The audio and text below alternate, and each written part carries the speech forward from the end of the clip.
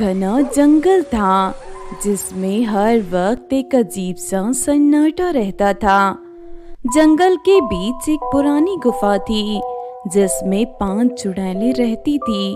ये 5 बहनें थीं, माधवी चुड़ैल, चंद्रिका चुड़ैल, कामिनी चुड़ैल, राजेश्वरी चुड़ैल और तारिणी चुड़ैल। ये पांचों काले जादू की महारथी थी और उनके पास सोने के 5 जादुई लहंगे थे। दोपहर का समय था। गुफा के अंदर सब चुड़ैलें अपने लहंगे के पास बैठी थी। ये कैसा जीवन है, 100 साल से बस सो रहे हैं हम और इस जंगल में भटक रहे हैं। जानवरों का मांस खा खा के मैं पक चुकी हूँ। मुझे इंसानी मांस चाहिए अभी। बिल्कुल सही कहा। मुझे तो अब जानवरों का मांस देखकर उल्टी सी आने लगती है। इंसान का मुलायम मांस चाहिए। इंसानी मांस की तो बात ही अलग है। सही कहा बहन, इंसानी मांस की खुशबू में जो बात है वो किसी और में कहाँ। जो सालों पहले उस इंसान का मांस खाया था वो टेस्ट तो मेरे मुंह में अभी भी है। कितना मजा आ रहा था खाने में। लेकिन इंसानी मांस के लिए हमें कुछ चाल चलनी होगी। गांव के लोग ऐसे ही जंगल में नहीं आएंगे। उनको पता है कि हम यहाँ 5 बहनें रहती हैं। मेरे पास एक विचार है। अपने जादू के लहंगे का उपयोग करती हैं। इन लहंगों का जादू कोई नहीं समझ सकता। लोग इसके मोह में आ ही जाएंगे। इंसानों को सोने का बहुत लालच है और फिर रात को हम उन्हें अपने पास बुलाएंगे। कितना मजा आएगा। आज के बाद हमें इंसान का मुलायम मांस खाने को मिलेगा। मैं तो मजे से उसके ऊपर खून डालकर खाऊंगी। मेरे मुंह में तो पानी आ रहा है। मैं तो इंसान के मांस से अलग अलग डिश बनाकर खाऊंगी। सब चुड़ैलें एक दूसरे की तरफ देखती हैं और उनकी शैतानी हंसी गुफा में गूंज उठती है। दूसरी तरफ 5 चुड़ैलें अपने सोने के लहंगे लेकर जंगल के किनारे पहुंची। वहां एक पीपल के पेड़ के नीचे उन्होंने लहंगे रखे और चुपचाप वहां से चली गई। जंगल के पास कुछ गांव वाले गुजर रहे थे। उन लोगों ने उन लहंगों को देखा। अरे ये क्या चमक रहा है? ये तो एक सुंदर लहंगा है, वो भी सोने का। ऐसा लहंगा तो मैंने सपने में भी कभी नहीं देखा। हाँ, सोने का लगता है। जंगल में कैसे आया होगा यहाँ? देख तो कितना चमक रहा है। चल उसके पास चलते हैं। ये तो जादू का लहंगा लगता है। तुम लोग इसे मत छूना। ऐसे कैसे कोई भी सोने का लहंगे यहाँ पर रख कर चले गए? मुझे तो कुछ गड़बड़ लगती है। इसे तुम मत छूना।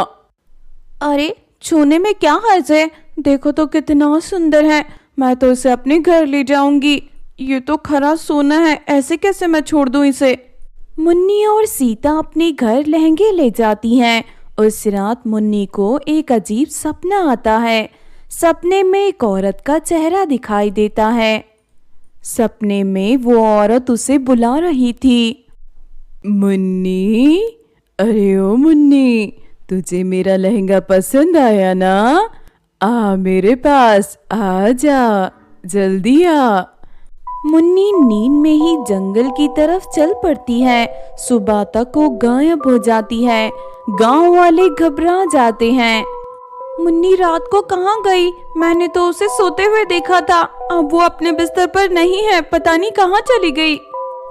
ये जरूर किसी शक्ति का काम है। जंगल में तो कुछ गड़बड़ है। मैंने पहले ही कहा था कि वो लहंगे मुझे जादू के लगते हैं, लेकिन फिर भी मेरी किसी ने बात नहीं सुनी। अगले कुछ दिनों में और लड़कियां भी गायब होने लगी। हर बार एक लड़की सोने के लहंगे के पास जाती और अगले दिन वो जंगल के अंदर खो जाती। गांव वाले डर के मारे जंगल के पास जाने से भी कतराने लगे। अगले कुछ दिनों में और लड़कियां भी गायब होने लगी। हर बार एक लड़की सोने के लहंगे के पास जाती और अगले दिन वो जंगल के अंदर खो जाती। गांव वाले डर के मारे जंगल के पास जाने से भी कतराने लगे। रामलाल जो गांव के सरपंच हैं, वो सबको समझाने की कोशिश करते हैं। हम सबको साथ मिलकर इस समस्या का समाधान निकालना होगा। जंगल में जरूर कोई शक्ति है जो हमें नुकसान पहुंचाना चाहती है। इसी बीच रामलाल की बेटी प्रिया, जो शहर से अपनी पढ़ाई पूरी करके गांव आई थी, अपने पिताजी से मिलती है। पिताजी, मुझे इस बारे में सब कुछ बताइए, ये क्या हो रहा है? शायद मेरे पास इस समस्या का हल है। बेटी, ये एक पुरानी कहानी है। कहते हैं कि जंगल में 5 चुड़ैलें रहती हैं। वो अपने जादू के सोने के लहंगे का उपयोग लोगों को फंसाने के लिए करती हैं। शायद वही हो रहा है। मैंने गांव वालों को 100 बार समझाने की कोशिश की कि सोने के पीछे मत भागो, लेकिन गांव वाले समझते नहीं और ये समस्या खड़ी हो गई। मैं ये सब खत्म करूंगी। मैं एक पैरानॉर्मल एक्सपर्ट हूँ। मुझे पता है इस सब चीजों को कैसे डील करते हैं। लेकिन ये बहुत खतरनाक है बेटी, तुम्हें अपनी जान का खतरा हो सकता है। पिताजी, मैं आपकी बेटी हूँ, मुझे अपने गांव को बचाना होगा। पिताजी, मैं तैयार हूँ, चलिए चलते हैं। प्रिया अपने साथ कुछ गांव वालों को लेकर जंगल के पास जाती है। वहां उसे सोने के लहंगे मिलते हैं। ये लहंगे ही उन 5 चुड़ैलों की शक्ति है। अगर हम इन्हें खत्म कर दे तो चुड़ैलें कमजोर हो जाएंगी। रात को प्रिया और उसकी टीम जंगल के अंदर जाती हैं। उन्हें एक गुफा मिलती है जिसमें से आवाजें आ रही थी, जैसे कई लोग जोर जोर से हंस रहे हो और कच्चा मांस खा रहे हो। प्रिया और उसकी टीम उन बातों को सुनने लगे। आज की लड़की कितनी स्वादिष्ट थी, मुझे और लड़कियां चाहिए। कितना मजे का मांस था। ऐसा मांस तो मैंने जिंदगी में कभी नहीं खाया था। कल के लिए एक और लहंगा रख देते हैं, लोग फिर से फंस जाएंगे। कल तो मुझे एक मोटी हट्टे कट्टे इंसान का मांस खाना है। प्रिया समझ जाती है कि चुड़ैलों को रोकना होगा। वो एक योजना बनाती है। अगली रात प्रिया और उसकी टीम चुड़ैलों के लहंगे चुरा लेती हैं और उन्हें एक धूप में जला देती हैं। चुड़ैलें अपने लहंगे के बिना कमजोर हो जाती हैं। हमें हमारे लहंगे वापस चाहिए, तुम लोग हमें नहीं हरा सकते।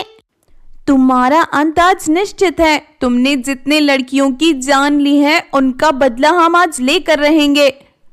सोनम, तुम आग को और जलाओ। चुड़ैलें प्रिया पर हमला करने की कोशिश करती हैं, पर वो उनके जादू को तोड़ देती है। हमें मत मारो, हम कुछ नहीं करेंगी, हमें छोड़ दो, हमारे लहंगे मत जलाओ। तुम्हारे जैसे लोगों के लिए दया नहीं है। तुमने बहुत सारे मासूम लोगों को खाते समय, मारते समय उन पर दया नहीं की। अब तुम पर भी दया नहीं किए जाएगी। चलो लड़कियों, जल्दी से आग और जलाओ और इन लहंगों को जला दो। चुड़ैलें जल जाती हैं। उनकी चीख जंगल में गूंज उठती है, पर प्रिया और उसकी टीम जीत जाती हैं।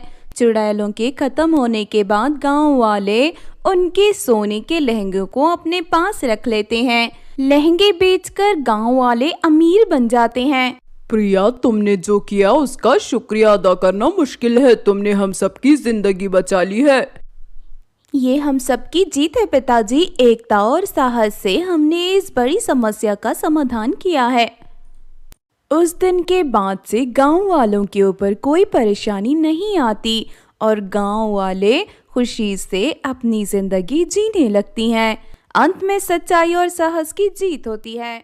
राजस्थान के गांव का मौसम सर्दी से भर गया था। हर तरफ बर्फ के टुकड़े गिर रहे थे और लोग अपने घरों में बंद थे।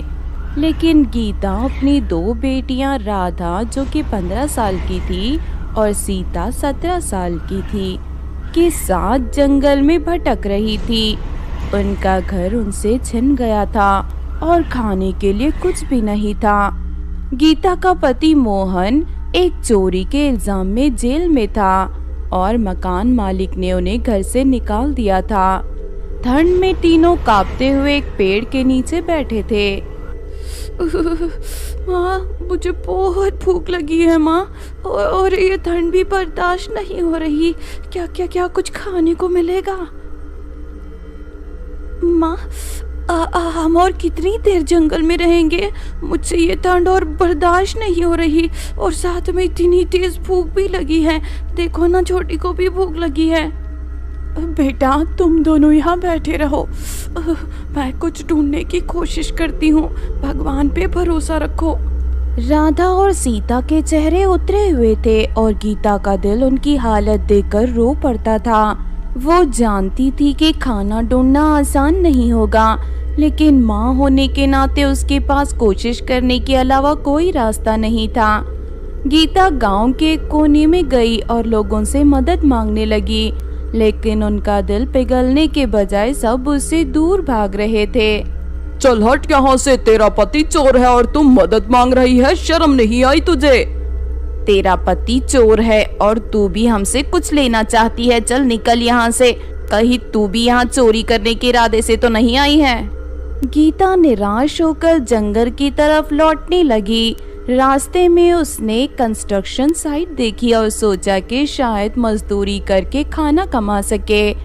अरे तू ये काम कैसे करेगी? तेरी हालत देख, तू तो चल भी नहीं पा रही। चाहे मेरी हालत जैसी भी हो साहब, मुझे काम करना होगा। मेरी बच्चों के लिए खाना का इंतजाम करना होगा। उन्होंने 2 दिन से कुछ नहीं खाया है। गीता ने काम शुरू कर दिया, लेकिन बिना खाने के उसकी ताकत जल्दी खत्म हो गई। वो वहाँ गिर गई। तू यहाँ काम करने आई है या नाटक करने? चल निकल यहाँ से, तुझसे कुछ नहीं होगा। गीता का दिल टूट गया। वो ठंड और भूख से तड़पती हुई जंगल की तरफ वापस जा रही थी। रास्ते में उसका पांव फिसल गया और वो नदी में गिर गई। बहते बहते वो एक रिवर के तले में पहुंच गई। गीता बेहोश थी। जब उसने आंख खोली तो उसने देखा कि वो एक अजीब जगह पर थी। उसके सामने एक भयानक चुड़ैल खड़ी थी, जिसके बाल गीले और आंखें लाल थी। आज तो मेरी दावत है, तू यहाँ कैसे आ गई? मुझे कुछ करना ही नहीं पड़ा, तू खुद चलकर मेरे पास आई है।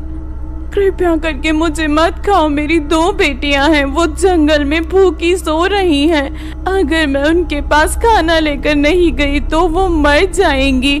उनके अलावा मेरा इस दुनिया में कोई नहीं है और मेरे अलावा उनका कोई नहीं है। प्लीज चुड़ैल जी, मुझे छोड़ दीजिए ना। चुड़ैल का दिल पिघल गया। उसने गीता के आंसू देखा और सोचा कि शायद ये औरत सच कह रही है, क्योंकि वो चुड़ैल भी एक माँ थी। अच्छा, तो मैं तुझे एक मौका देती हूँ। मैं तुझे 2 रसोइयाँ देती हूँ, एक सोने की और एक चांदी की। सोने की रसोई से खाना बनेगा जो लोगों की बीमारियां मिटा देगा, और चांदी की रसोई से चांदी के सिक्के निकलेंगे जो तुझे गरीब लोगों में बांटने होंगे। लेकिन एक बात याद रख, अगर तूने ये जिम्मेदारी नहीं निभाई तो ये दोनों रसोइयां हमेशा के लिए गायब हो जाएंगी। मैं हर हाल में अपनी जिम्मेदारी निभाऊंगी। मैं आपकी शर्त स्वीकार करती हूँ। आपका बहुत बहुत शुक्रिया। मुझे आज पता चला है कि चुड़ैलों के पास भी दिल होता है। चुड़ैल ने गीता को 2 सोने चांदी के घर दिए, जिसके अंदर सोने चांदी की रसोइयाँ थी। चुड़ैल ने गीता को जंगल में छोड़ दिया। गीता जंगल में वापस आई, जहाँ राधा और सीता एक पेड़ के नीचे कांपते हुए सो रही थी। गीता ने दोनों रसोइयों को जमीन के ऊपर रखा। वो एकदम से बड़ी हो गई। उसके अंदर 2 रसोइयाँ थी, सोने और चांदी की। उसने सोने की रसोई में पहली बार खाना बनाया और खाना अपनी बेटियों को खिलाया और साथ खुद भी खाई। माँ, खाने की खुशबू तो बहुत अच्छी है। माँ, आपने खाना कैसे बनाया? हमारे पास तो कुछ भी नहीं था। और ये सोने चांदी की रसोइयाँ कहाँ से आई? बेटा, एक देवी ने हमारी मदद की है। अब तुम दोनों खाना खाओ और अपनी ताकत वापस लाओ। ये खाना खाने से हम फिर से स्वस्थ हो जाएंगे। तीनों ने खाना खाया। सोने की रसोई के खाने से उनकी सेहत वापस आ गई। राधा और सीता के चेहरे पे मुस्कान थी। अगली सुबह गीता ने सोने की रसोई में खाना बनाया और गांव ले गई। जो भी उस खाने को खाता उसकी बीमारियां ठीक हो जाती। धीरे धीरे गांव के लोग उसके पास आने लगे। गीता, तुमने तो चमत्कार कर दिया। तुम्हारा खाना खाकर मेरी बीमारी गायब हो गई। ये मेरी नहीं, एक देवी की देन है। दूसरी तरफ राधा और सीता चांदी की रसोई से चांदी के सिक्के निकालती और गरीबों में बांट देती थी। माँ, हमने जितने सिक्के बांटे सब लोग हमें दुआ दे रहे थे। हाँ ना माँ, सब खुश हैं। देवी का दिया हुआ वरदान सच में बहुत महान है। गीता ने चुड़ैल के बारे में बच्चों को कुछ नहीं बताया। अगर वो बताती तो शायद उसके बच्चे डर जाते। कुछ दिनों में गीता और उसकी बेटियों ने नए घर के लिए पैसे जमा कर लिए। उन्होंने एक सुंदर घर खरीदा और वहां शिफ्ट हो गई। माँ, ये सब कैसे हुआ? पहले हमारे पास कुछ नहीं था और हमारे पास अब इतना सब कुछ है। मैं तो बहुत खुश हूँ माँ। बेटा, ये सब भगवान की कृपा और इस देवी का आशीर्वाद है। मैंने बस अपनी जिम्मेदारी निभाई। सोने की रसोई का खाना अब गांव के हर बीमार इंसान की दवा बन गया था और चांदी की रसोई के सिक्के हर गरीब के जीवन की रोशनी। माँ, हमने देवी का दिया हुआ वरदान हमेशा याद रहेगा। हम कभी किसी गरीब को मदद देना बंद नहीं करेंगे। अब गीता का नाम गांव के हर कोने में लिया जाता था। लोग उन्हें इज्जत और प्यार देते थे। और गीता, तुमने जो काम किया है उसे पूरा गांव तुम्हारा आभारी है। तुम्हारे बिना हम बीमारियों और गरीबी से नहीं निकल पाते, इसीलिए हम तुम्हें इनाम देना चाहते हैं। ये सब भगवान की देन है प्रधान जी। मैं सिर्फ उसकी सेवा कर रही हूँ। मुझे इनाम विनाम कुछ नहीं चाहिए। और इस तरह एक माँ की हिम्मत और बेटियों का भरोसा और एक चुड़ैल की मदद ने उनके जीवन को बदल दिया। उसके बाद वो सब सुखी से रहने लगे।